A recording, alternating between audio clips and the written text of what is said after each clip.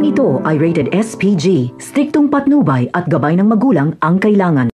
Natuntun na nga nila Jacobe ang laboratorio nila Ramon. Alam nilang malaking sindikato ito, kaya pinaghandaan nila Jacobe ang paglusob. Buong puwersa sila, kaya kasama si Rigor at Mando. Matinding bakbakan ang magaganap dito dahil hindi magpapahuli sila Ramon. Lalo pat saktong nandoon din ang mga Red Phoenix. Sakto ding nandoon si Olga at David, kaya sa paglusob na ito nila Rigor ay wala silang mahuhuling malaking isda dahil hindi nila inaasahan ang lakas ng puwersa nila Ramon. Pati Red Phoenix ay nakabakbakan na ng mga pulis. Malaking bagay din na nandoon si Olga dahil marami din siyang mga kasamang tauhan, kaya agad silang makakatakas nila Ramon. Habang si David naman ay kasama nila Olga sa pagtakas, sisiguraduhin ni Olga ang kaligtasan ni David.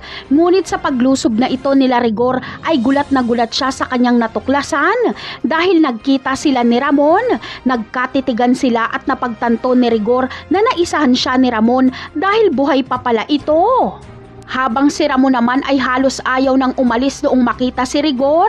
Galit na galit siya dito at gustong gusto niya itong patayin.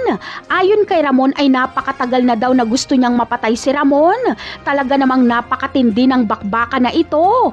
Dahil nasa labas lang ng laboratorio ang grupo nila Tanggol at Espinas. Inaabangan nila ang paglabas ng Red Phoenix at sila ang susunod na makakabanggaan nila Rigor. Kaya abangan na lang natin yan sa mga susunod na episode. Paalam!